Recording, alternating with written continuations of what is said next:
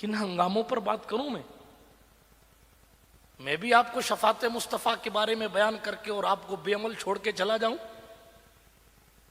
जिसके चेहरे से एक बाल दाढ़ी का कटवा लिया जाए, हुजूर उससे चेहरा फेर लेते हैं, और आप नमाजें छोड़ छोड़ के कहना ओ हो, हम तो बिल्कुल पारंपार लोग हैं, हमारे पास तो बोर्डिंग पास है जन्नत का, यूं जाएंगे साहब।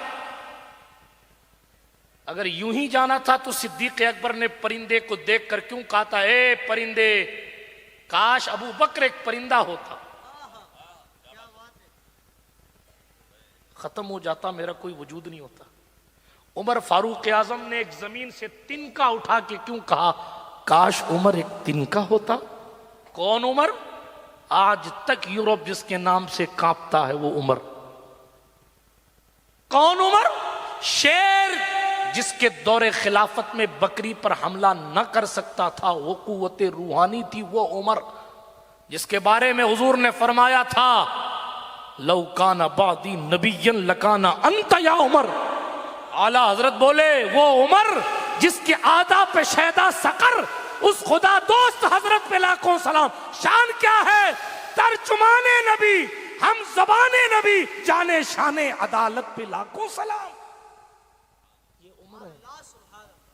पावर इतना है, आधी दुनिया उस वक्त की इनके जेरे नगीन थी, लेकिन तिनका उठा के कहते काश में एक तिनका होता, काश में एक तिनका होता। और हम कह रहे साहब हम यूं हैं और हम यूं हैं, हम यूं हैं। अपने आप से पूछो क्या मोमिन भी हैं? जुमले सख्त लगे तो माफ कीजिएगा, कुरान की रोशनी में पूछिए, ईमान वाले कौन? कहा जब अल्लाह याद दिलाया जाए या याद किया जाए, जब अल्लाह का जिक्र किया जाए, वजलत कुलूबुहुम, उनके दिल डर जाए, तड़प जाए, याद इलाही में डूब जाए।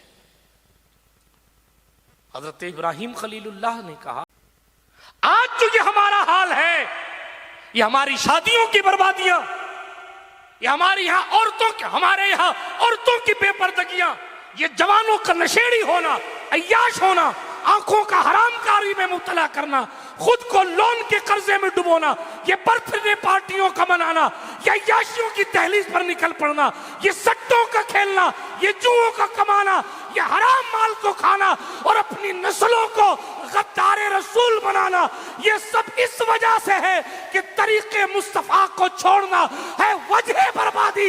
इसी से हुई कौम दुनिया में बेइख्तिदार। अपनी नाराए तकबीर। रहने दीजिए, नारा किस बात का लगा रहे हैं। बात यह है, तवज्जो से आप सुने, अपने महबूब की शरीयत को छोड़कर बॉलीवुड की तरफ भाग गए हो। हुजूर की सुन्नत दाढ़ी अच्छी नहीं लगती, क्रिकेटर की कॉपी में दाढ़ी रख रहे हो। हुजूर का लिबास अच्छा नहीं लगता, बॉलीवुड वाले नंगे हो जाएं तो कपड़े फाड़ लेते हो।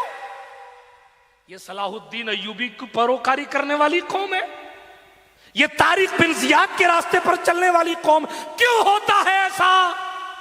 क्योंकि हमने दीनदारी को अहमियत नहीं दी, हमने उलमा को अहमियत नहीं दी, हमने इमामों की हैसियत और शान को नहीं समझा। और इमाम हजरात भी इल्ला माशाअल्लाह, उन्होंने भी तमल्लुक और चापलूसियों में जिंदगियां गुजारी, जिससे कौम का ये हाल बन बैठा है।